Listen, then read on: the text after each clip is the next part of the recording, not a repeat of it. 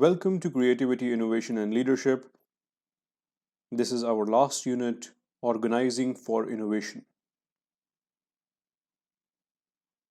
In this unit, we will be talking about how to structure organizations to foster innovation. Size and structural dimensions of firm. In 1940s, Schumpeter argued that large firms would be more effective innovators. They would be better able to obtain financing and they would be better able to spread costs of R&D over large volume.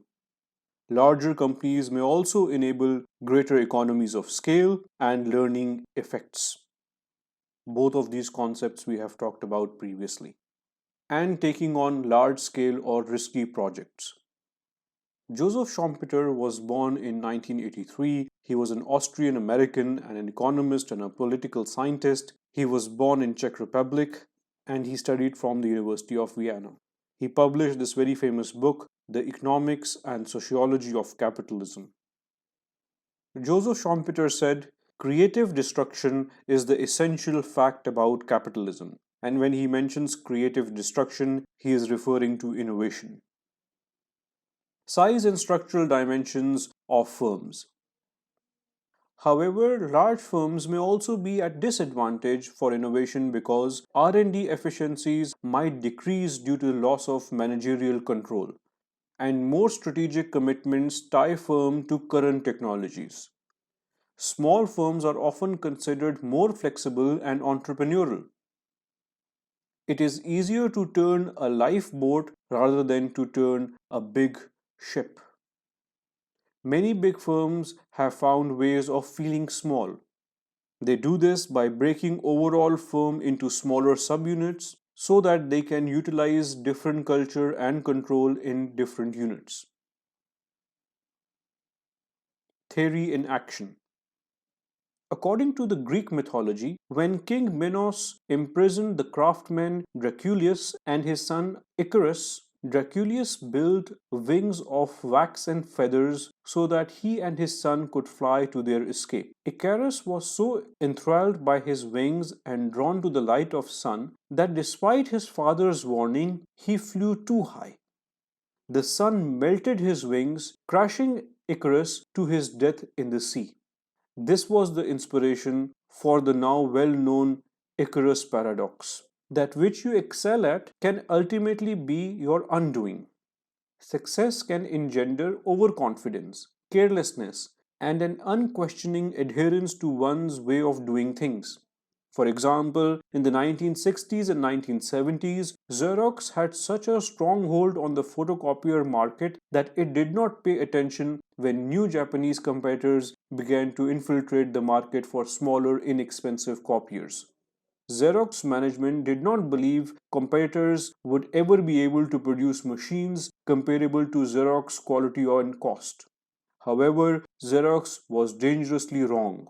By the mid 1970s, Xerox was losing market share to the Japanese at an alarming rate.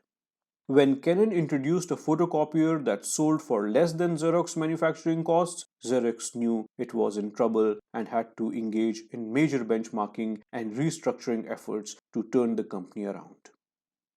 Remember the Icarus paradox. Centralization and decentralization. Centralization is marked with formal decision-making authority and is led by a few people, usually at the top. Decentralization. This is marked by decision-making authority that is dispersed throughout the organization. Centralization. Centralization is the degree to which decision-making takes place at upper levels of the organization. If top managers make key decisions with little input from below, then organization is more centralized. In a more centralized organization, environment is stable. Low-level managers are not as capable or experienced at making decisions as upper-level managers. Lower-level managers do not want to have a say in their decisions. Decisions are relatively minor. Organization is facing a crisis or the risk of company failure. The company is large. Effective implementation of company strategy depends on managers retaining say over what happens. In such situations, a centralized structure is often more preferred. Definition of decentralization. A decentralized organization is one in which decision making is not confined to a few top executives, but rather is throughout the organization, with managers at various levels making key operating decisions relating to their sphere of responsibility. A more decentralized structure works when environment is complex and uncertain. When lower level managers are capable and experienced at making decisions, then decentralized structures will work. When lower level managers want a voice in their decisions, when decisions are significant, when corporate culture is open to allowing managers to have a say in what happens, then decentralized structures work. When company is geographically dispersed, and when effective implementation of company strategy depends on managers having involvement and flexibility to make decisions, then decentralized structures are preferred. Size and structural dimensions of firm, centralized and decentralized R&D. In centralized R&D, the R&D department is at the headquarters and the divisions usually do not have any R&D department. In a decentralized R&D, the headquarters usually do not have an R&D, whereas all divisions have an R&D unit. Managing innovation across borders. Center for Global Strategy and Local for Local Strategy. Center for Global Strategy. When all innovation activities are conducted at a central hub and innovations are then diffused throughout the company, then it is referred to as Center for Global Strategy. Local for Local Strategy. When each division or subsidiary of the firm conducts its own R&D activities tailored for the need of the local market, then it is referred to as local for local strategy. Formalization. Formalization is the degree to which organizations standardize behavior through rules, procedures, formal trainings, and related mechanisms. Formalization increases as firms get older, larger, and more regulated. However, the problem with formalization is that it reduces organizational flexibility, it may undermine work efficiency, and usually job dissatisfaction and work stress comes from formalized structures. Structural dimension of the firm, formalization and standardization. Often these two terms are used interchangeably, however, they are different. Formalization is the degree to which the firm utilizes rules, procedures, and written documentation to structure the behavior of individuals or groups within the organization. Such rules and procedures can facilitate the standardization of firm activities and help to regulate employee behavior by providing clear expectations of behavior and decision-making criteria. Standardization, on the other hand, is the degree to which activities in a firm are performed in a uniform manner. Standardization may be used to ensure that quality levels are met and that customers and suppliers are responded to consistently and equitably. Ambidextrous organization, the best of both worlds. The ability of an organization to behave almost as two different companies at once is referred to as ambidextrous organization. Different divisions of the firm may have different structures and control systems, enabling them to have different cultures and patterns of operations. Skunk Works. Skunk Works is a registered term originated with a division of Lockheed Martin that was formed in June of 1943 to quickly develop a jet fighter for the US Army. It has evolved as Skunk Works to refer more generally to new product development teams that operate nearly autonomously from the parent organization with considerable decentralization of authority and little bureaucracy. Skunk Works and ambidextrous organizations, please remember these two terms and research on these two terms. Market location tactics, where to compete. Market location tactics. A market location tactic deals with where a company implements a strategy. A company or business unit can implement a competitive strategy either offensively or defensively. Offensive tactics. Offensive tactics usually take place in an established competitor's market location. Defensive tactics. Defensive tactics usually take place in a firm's own current market position as a defense against attack from a rival. Defense tactics usually take place in a firm's own marketplace as a defense against possible attack by a rival. Difference between offensive and defensive strategy. Offensive and defensive strategies have distinct benefits depending on the status of your small business and how successful you are in the local market. The offensive strategy provides a means for new business to hit the market strong and establish presence. A defensive strategy can help keep you at the top of the local industry. Each type of strategy requires careful planning and resource allocation to reach the largest number of customers. Offensive tactics: frontal assault, flanking maneuver, bypass attack, encirclement, and guerrilla warfare. Frontal assault or head to head. The key in this strategy is to have superior resources and the will to persevere. The example of this is Sprint and WorldCom versus AT&T. AT&T was a bigger company and could reduce their prices for a longer period of time. In this strategy, there is a head-to-head competition, and those companies usually survive which have bigger resources and a will to compete for a longer period of time. Flunking maneuver. Attack competitors' weakness. And the example that we have here is of the Cyrix company. Cyrix competition with Intel created the market of budget CPUs, which cut the average selling price of PCs and ultimately forced Intel to release its Celeron line of budget processors and cut the prices of its faster processors more quickly in order to compete. Encirclement.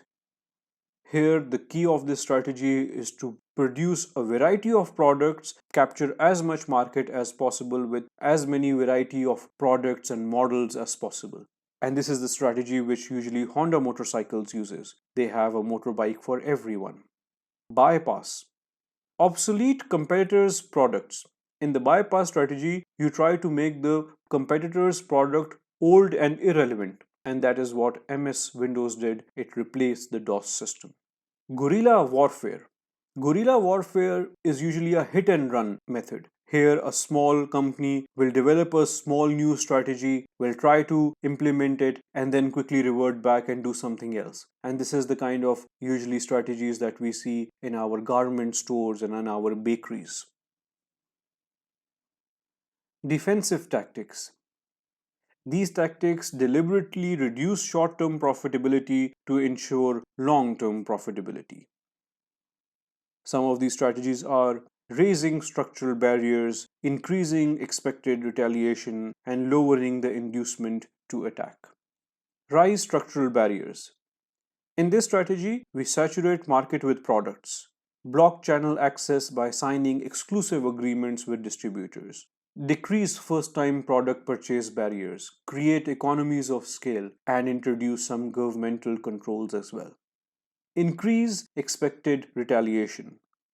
Here the strategy is to stay vigilant and ready with retaliatory tactics and maintain educate resources. So here the strategy is that whatever the competitors are going to do, you're going to try to do it better as soon as they have launched that particular feature or product.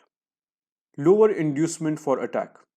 This usually depends whether how attractive a market is, but the strategy here is to fly below the radar. That is to say that the companies do not try to come in the media, they do not try to advertise a lot so that there is not enough light on them. So they don't want to be on the spot. Strategy implementation. Stages of corporate development. Stage 1 is simple structure, stage 2 is functional structure, stage 3 is divisional structure, and stage 4 is beyond SBUs or small business units. Simple structure, that is stage 1. This stage is flexible and dynamic, is usually led by an entrepreneur. The decision making is tightly controlled. There is little formal structure. Planning is short range and reactive, and there is a lot of flexibility and dynamism in the organization. Functional structure is stage 2. Entrepreneur is usually replaced by a team of managers. Now we have a management team. We have functional specialization. So usually departments start forming here. Delegation of decision making starts happening. Usually directors will give their responsibility to managers who will give responsibility to their team members. And there is concentration and specialization in the industry. The great strength of Stage 2 corporation lies in its concentration and specialization in one industry, while its weakness is that all its eggs are in one basket and usually there is a focus on one or two products. Stage 1 and 2. Stage 1 describes Oracle Corporation, the computer software firm under the management of its co founder and CEO, Lawrence Ellison. The company adopted a pioneering approach to retrieving data called Structured Query Language (SQL). When IBM made SQL its standard, Oracle's success was assured. Unfortunately, Ellison's technical wizardry was not sufficient to manage the company. Often working at home, he lost sight of details outside his technical interests. Although the company's sales were rapidly increasing, its financial controls were so weak that management had to reinstate an entire year's result to rectify irregularities. After the company recorded its first loss, Ellison hired a set of functional managers to run the company while he retreated to focus on new product development. Divisional structure, Stage 3. Here we have diverse product lines. We have a decentralized decision making structure, we have small business units, and there are almost unlimited resources available to this corporation. The greatest strength of Stage 3 corporation is the almost unlimited resources. Its most significant weakness is that it usually is so large and complex that it tends to become relatively inflexible. General Electric and General Motors are examples of corporations in the third stage. Beyond SBUs, Stage 4. For example, Pfizer's acquisition of Warner Lambert and Pharmacia resulted in 14 layers of management between scientists and top executives and forced researchers to spend most of their time in meetings.